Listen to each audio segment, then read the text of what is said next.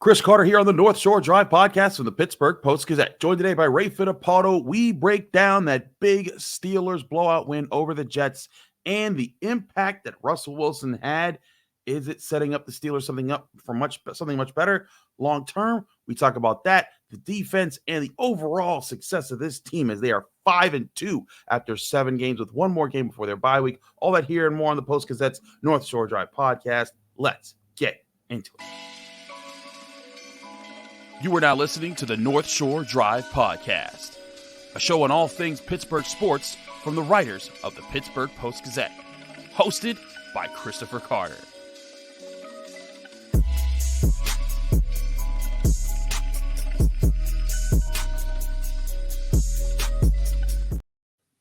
Hello and welcome to the North Shore Drive podcast from the Pittsburgh Post-Gazette. I'm your host, Chris Carter, joined today by one of our great Steelers beat writers, Ray Fittipaldo. And as always, you can find the show every Monday, Wednesday, and Friday on your favorite podcasting apps and on YouTube. Like this video if you enjoy it. Subscribe to this YouTube channel to get all of our Monday, Wednesday, Friday episodes of the North Shore Drive podcast, as well as the daily content that comes from all of our Pittsburgh sports writers here at the Pittsburgh Post-Gazette. And as always, this show is brought to you by Edgar Snyder Associates. Whether you're injured in a car accident or hurt on the job, Edgar Snyder Associates have helped injury victims for over 40 years recover more than $2 billion on their behalf. If you or a loved one have been seriously injured in an accident, call 1-800-94-EDGAR or visit www.edgarsnyder.com for a free consultation. And remember, there's never a fee unless they get money for you.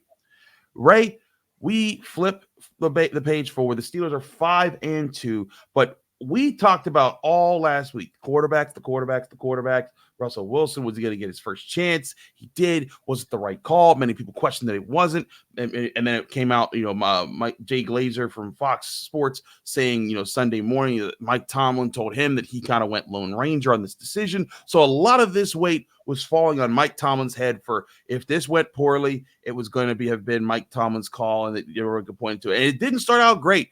I think Russell Wilson started off 2 for 8 on the night. There were missed passes, missed opportunities. The Jets were up 7-3 after the first quarter. It was looking a little shaky at times. They're down 15-6 at one point in the second quarter.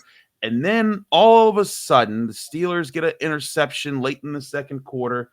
And then Russell Wilson clicks in a 2-minute drill. They get a touchdown.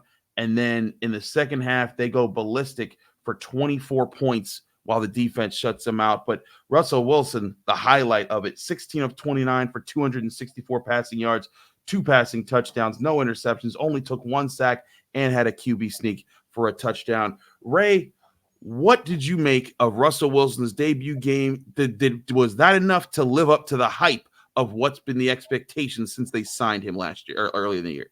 Yeah, I just go back to what Mike Tomlin said last Tuesday. The Steelers were good, really good sometimes with Justin Fields at quarterback, but not to be confused with great. And then, when you look at the main reason Tomlin made this change, under Justin Fields, 167 passing yards per game. With Russell Wilson, Sunday night, almost 100 yards more, obviously more big plays. You unlock your top offensive weapon in George Pickens. I mean, Chris, there were games with Justin Fields where you didn't even know if George Pickens was playing. And then with Russell Wilson last night, the ability to hit him on a few deep balls, draw another pass interference penalty, and then to get other guys involved too. He spread the ball around really well. Yeah, he focused on the targets for Pickens, but everyone was involved in the passing game too. So when you look at Tomlin's reasoning behind it, I don't know if there could have been a better scenario for how that unfolded on Sunday night. It may not look like that all the time. We'll see what happens against the Giants, and then after the bye week, what happens. But, as far as what Tomlin thought was going to happen, I think we saw that come true on Sunday night.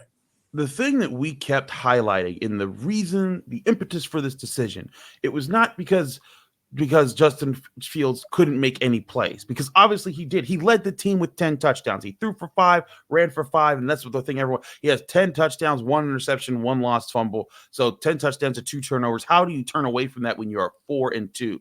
But something we harped on last week, Ray, was that Russell Wilson the whole point of him was he was going to get everyone else involved in the offense, and he was going to be able to distribute the football. And to me, that's what I saw happen as this game continued. You had George Pickens' first touchdown of the season, Ben Jefferson's first touchdown of the season as well. You had Darnell Washington had 4 catches. Pat Freiermuth only had 2 catches, but they were 2 pretty good catches because one went for 30, the other went for 21. Calvin Austin had a drop, but then he also had a 36-yard gain. And I think what you saw was Russell Wilson was able to take advantage of when the Jets blitzed, even when they got pressure. And there were some plays where, hey, Roderick Jones struggled, Ryan McCollum struggled. Like there were times where pressure was given up in situations. He took to take a sack. There was times he had to throw the ball away, but there were also times he created with it. The pass to Pat Freiermuth that went, I think, 30 yards. He had to deal with pressure, and he was able to beat it to get it there. There was a third down where he was facing pressure in his face, and he flipped the sidearm pass to Jaylen Warren. He went and got a first down off of it. Those were the things that people were saying, oh, he won't be able to do because he's too old. He can't do that. That's why you need Justin Fields. And to me, this showed, hey, the reason they're putting in Russell Wilson is because he will involve all these other people in the offense. He will be able to see the field, make adjustments on the fly, and make these kind of veteran plays. And to me, Ray, that is what this offense has needed so badly, because the entire point of this offense, there's not a superstar on this offense. There's I think there's some star power, and there's some underrated role players because they haven't given a chance to sign. With quarterback play like this, it allowed those other role players to have more of a role, and also to kind of say, hey, Jets, you can't just take away Najee Harris's run game and think that that's going to be the end all be all. And when that happened, then all of a sudden, Najee Harris was able to run the football. He averaged almost 5 yards per carry.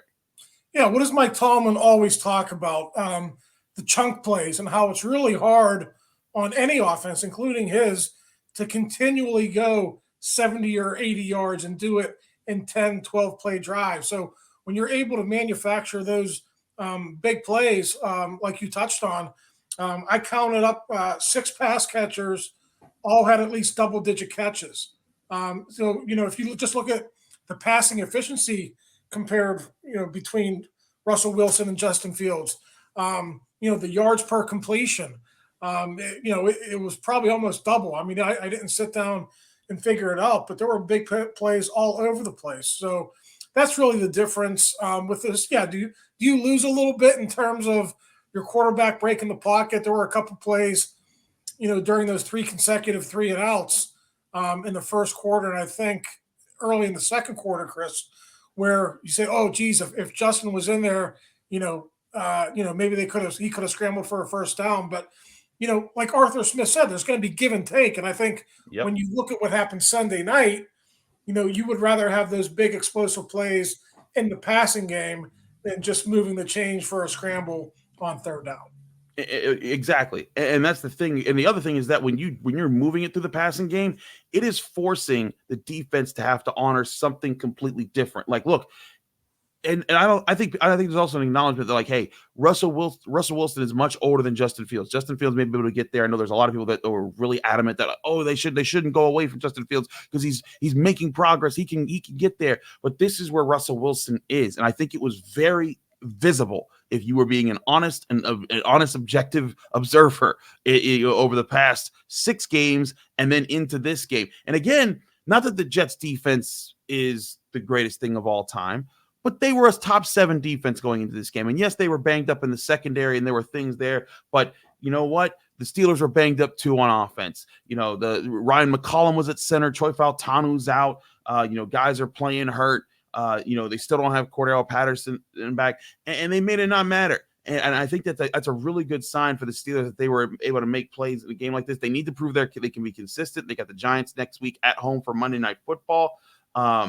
If they're able to dominate, in this next game as well, and Russell Wilson shows, it wasn't just this game. He could do it back-to-back games. I think he may cement himself as the starter for the Steelers. I don't think it's cemented just yet. I do think it's very close to being cemented. But I think Mike Tomlin, hey, he wanted to see what he had for one game. Now he wants to see, all right, was that a flash in the pan, or are you the consistent quarterback that the Steelers thought you were when they signed you? So I think Russell Wilson, as far as like in your grades, I think you gave him what, an A? You gave Russell Wilson an A. I don't think there's anything else you can give him but an A because he delivered. And the question will be, can he be consistent? But in my opinion, that's a big reason why they got him, is because he has a lot of career of being consistent. Yeah, I mean, Chris, there's still a lot left on the bone, so to speak. They scored 37 points, but Russell Wilson was in there after the game talking about leaving plays on the field. And you look at it, yeah, Chris Boswell had to come on, kick a few field goals. I think they were stopping a goal to go situation. Could have been another touchdown. So, yeah, the defense set them up, for some of those scores, short fields. But, great job by Russell Wilson, especially in the second half, getting touchdowns instead of field goals. I thought that was the big difference in, that game last night. Their possessions from after the Beanie interception that they gave them the ball with 1:15 left in the first half was touchdown, field goal, touchdown, touchdown, touchdown. That's 5 straight scoring drives to end the game there. Consistency, to say the least. We got to talk defense, and then we'll be looking at more parts of this offense as well. So it wasn't just Russell Wilson. Najee Harris had a day. I thought the O-line played pretty well. George Pickens is phenomenal, but wanted to focus on the quarterback there. We're also going to talk about this defense, which did have some problems tackling early on, but pitched another second half shutout this season. We'll talk about that next here on the North Shore Drive podcast here from the Pittsburgh Post-Gazette. Chris Carter, Ray Fittipaldo. But first, I want to remind you the show is brought to you by Edgar Snyder Associates. Whether you're injured in an accident, you're probably wondering what's next. Well, for over 40 years, Edgar Snyder Associates have helped injury victims answer that very question, what's next? Whether it's gathering evidence, collecting medical records, or dealing with injury insurance companies, Edgar Snyder Associates have helped over 75,000 people handle the what's next question. Call 1-800-94-EDGAR or visit www.edgarsnyder.com for a free consultation. Remember, there's never a fee unless they get money for you.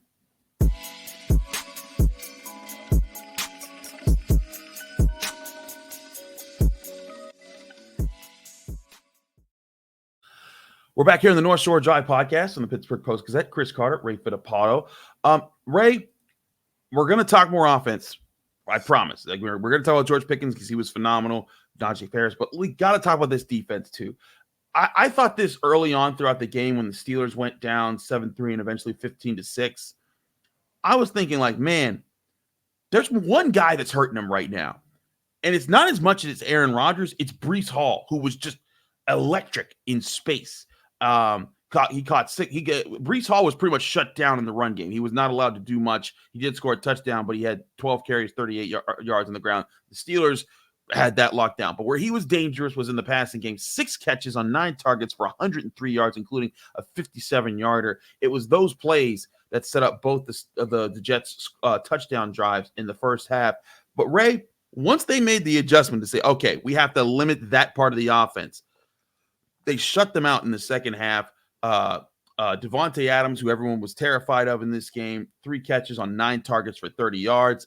Looks like their plan was successful there. Garrett Wilson, 5 catches for 61 yards. Lazard, 4 for 58. They never let any of the receivers take over the game, and that's what people were worried about happening in this game. How did you feel about the defense's performance, considering the plays they let up early on? Yeah, I mean, listen, obviously Patrick Queen and I think Landon Roberts missed the tackle on Breece Hall, which led to that 57-yard catch and run that set up a Jets touchdown. So you're right, tackling, was not good early.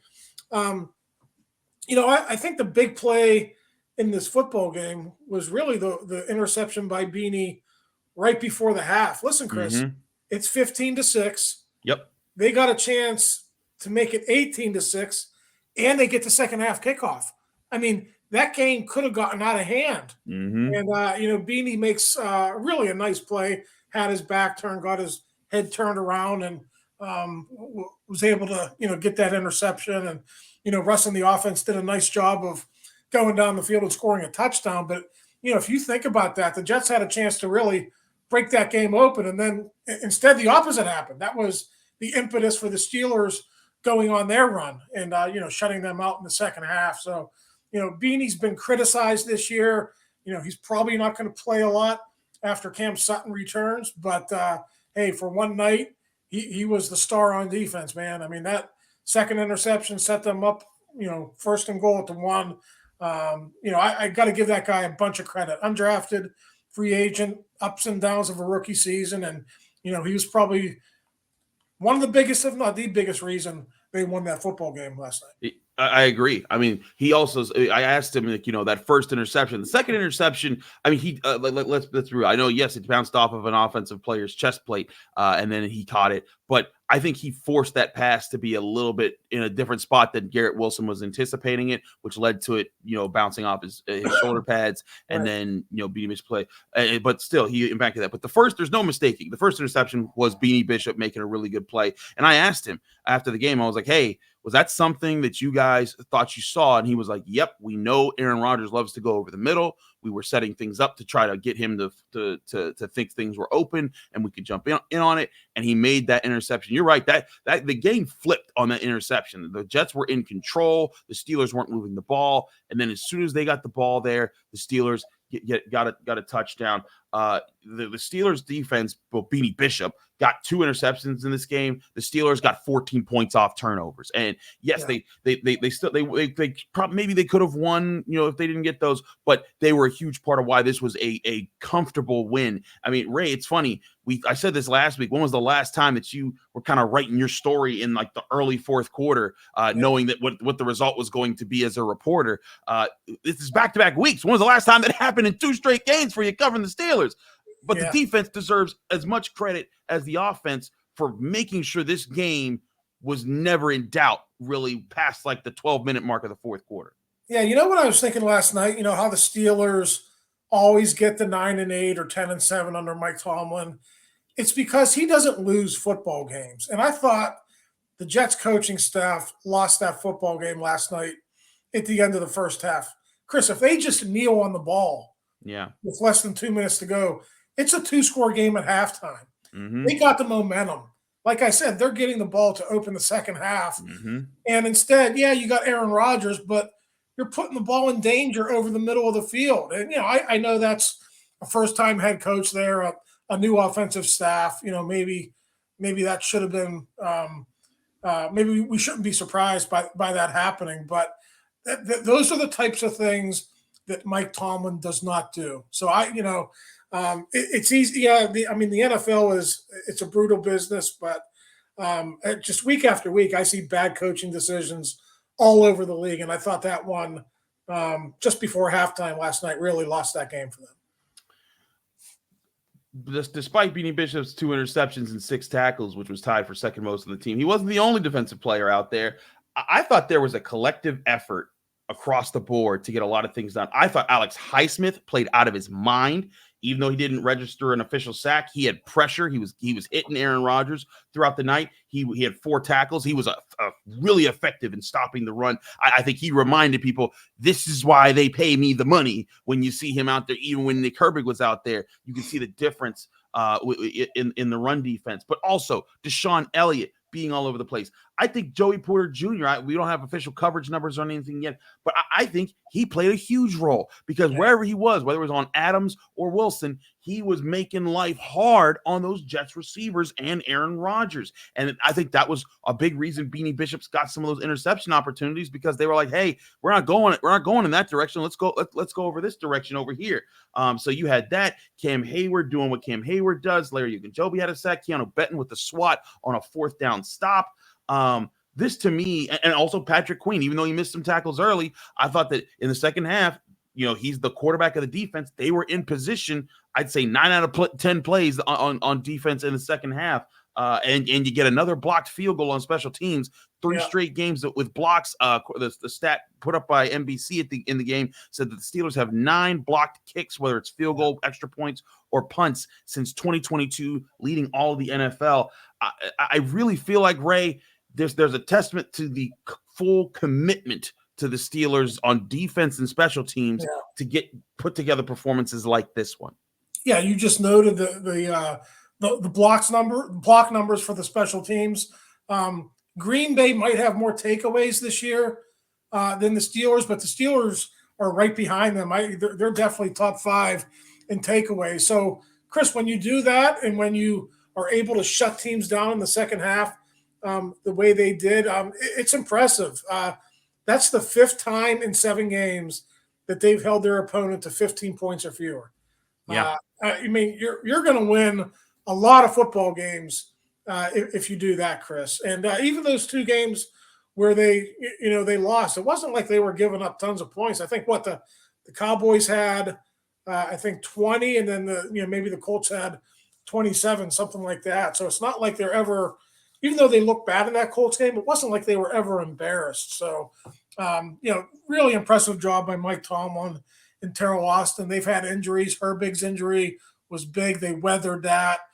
Corey Trice's injury, they weathered that. James Pierre was out there playing a lot of snaps last night because Dante Jackson got injured. So let's give Andy Weidel and Omar Khan some credit too for building depth in that roster. I thought the Jets, when they saw James Pierre out there, knowing that he wasn't even in the league 3 weeks attack.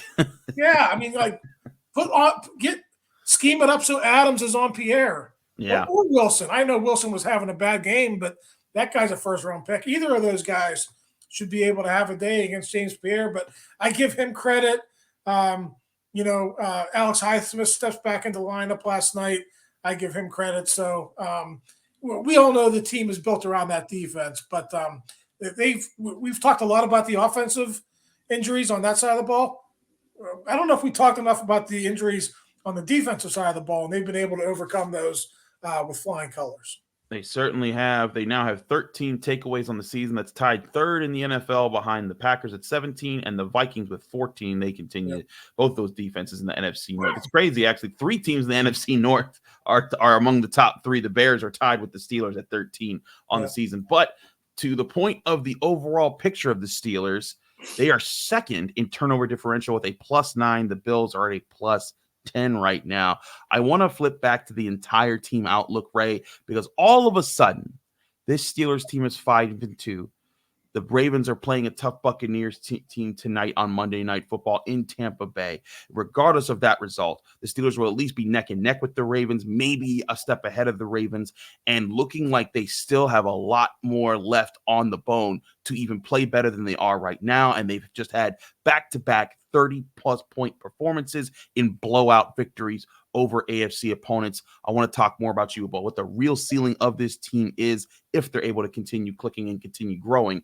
We'll talk about that next here on the North Shore Drive podcast from the Pittsburgh Post-Gazette. Chris Carter, Ray Fittipaldo. But first, I want to remind you this show is brought to you by Savinas, Kane, and Gallucci, your mesothelioma and asbestos lawyers with over 85 years of experience. Call them now for a free consultation. That's Savinas, Kane, and Gallucci. We're also brought to you by Moon Township Honda. Get your new Honda at Moon Township at 5802 University Boulevard in Moon Township, Pennsylvania, or go to their website, moonhonda.com. Here's a message from my friends at Moon Township Honda. To build the Honda CR-V Hybrid, we took everything you love about the CR-V and kicked it up a notch with greater power for a CR-V unlike any before.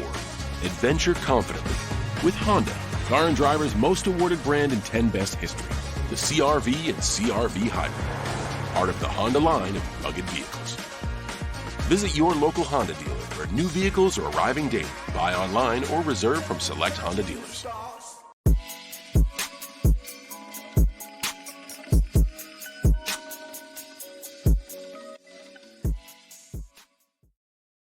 We're back here in the North Shore Drive podcast from the Pittsburgh Post-Gazette. Chris Carter, Ray Fittipaldo, breaking down the Steelers win.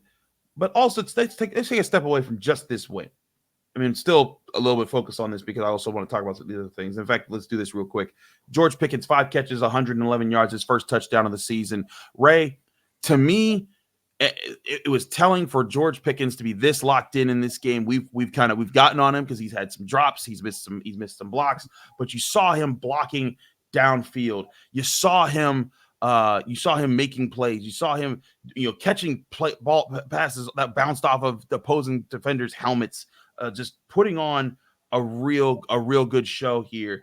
I thought George Pickens locked in, and I also thought it was telling that Russell Wilson said he talked to George a couple weeks ago, saying, "Hey, man, talking to him about his potential, talking about what he can do to be better." And it seemed like at least in this game, George Pickens not only heard him but vibed with Russell Wilson on the field.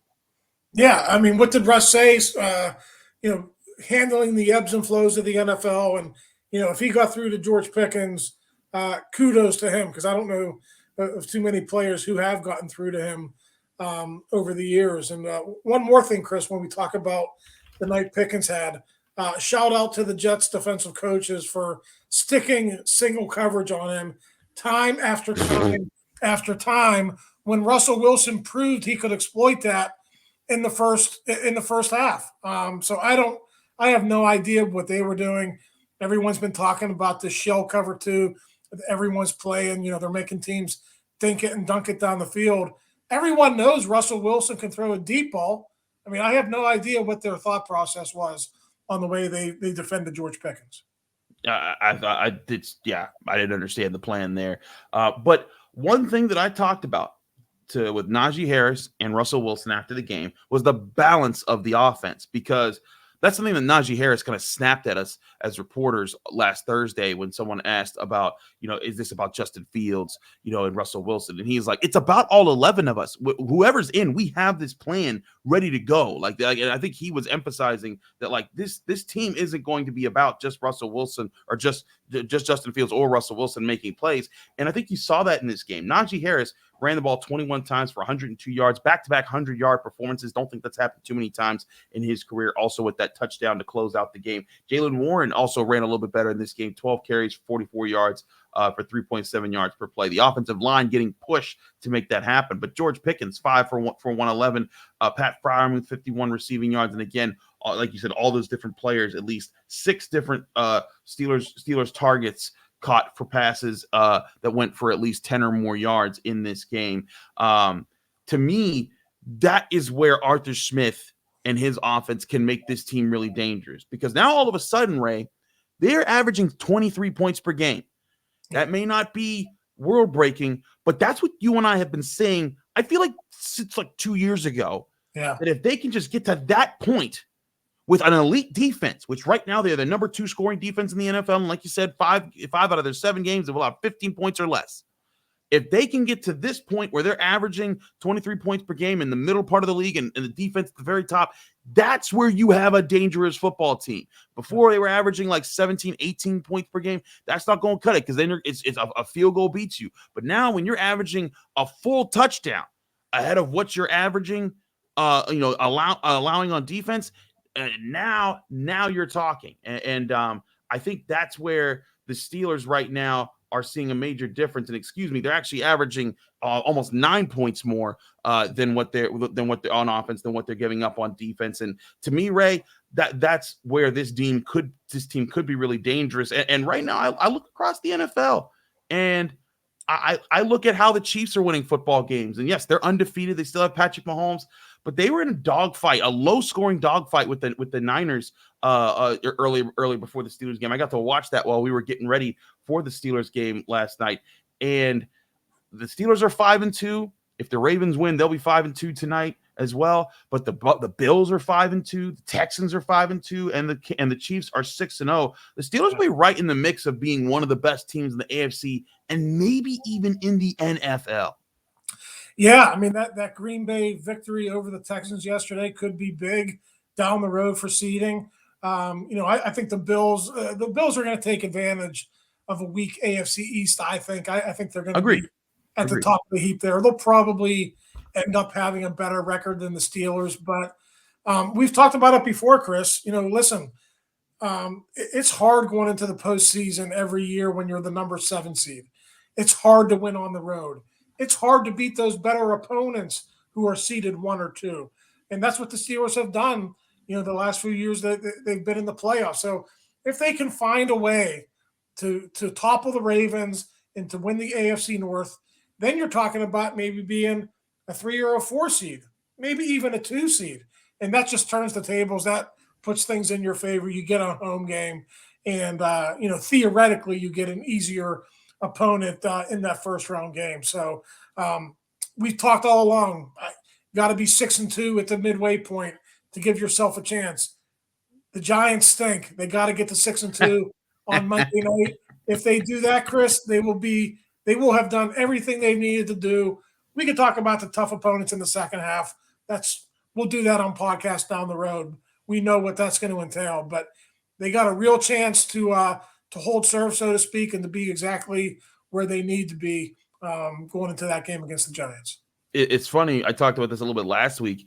They were 4-2 last year, coming back home for a game against the Jaguars. And if they had won that Jaguars game, they would have been 5-2. They would have set up a really good position to be right where they are there. But this year, now they are 5-2. They don't fall to 4-3. They have a chance to beat a not good team at home, like they had the Cardinals and the Patriots last year when they flopped on both those opportunities where they could have kept up with the Ravens in the divisional race. This is where I think the difference could be for the Steelers if they're able to pull that off. And again, I have to go back and I look at, can the difference at quarterback be the impetus that gets everything else going on offense? And if you have that balance on offense, what does that do to balance your defense on the other side of the ball? It's amazing how just a few adjustments can make that much of an improvement on the Steelers roster. We will keep you up to date all week long as the Steelers return to practice. Mike Tomlin talks tomorrow at the Steelers facility. We will be there covering that live, but of course, we'll also be getting you ready all week long as well. I also am going to be covering Pitt football this week. They got a Thursday night football game. Stephen Thompson and I will actually I'm going to be headed there shortly after this. We finish recording this video because we got to talk to some Pitt players and coaches. But there's a lot of action being covered right now and a lot of good football. A 5-2 Steelers team, a 6-0 Pitt football team. A lot of smiles around Pittsburgh right now on the football side of things. Stay covered on all of that at the Pittsburgh Post-Gazette, post-gazette.com here and here on the North Shore Drive podcast. Thank you, Ray, for joining us. So thank you all for joining us. Remember, this show, the North Shore Drive podcast, comes out every Monday, Wednesday, Friday on your favorite podcasting apps and on YouTube. Like this video if you enjoyed. Subscribe to this channel to get all of those episodes and the daily content that comes out from all of our Pittsburgh sports writers here at the Pittsburgh Post-Gazette. We'll see you again Wednesday here on the North Shore Drive podcast. Thank you for tuning in to another episode of the North Shore Drive podcast from the Pittsburgh Post-Gazette. If you watch this video on YouTube, please like the video and subscribe to our channel. For all the sports coverage from the Post-Gazette that we have to offer, visit post-gazette.com.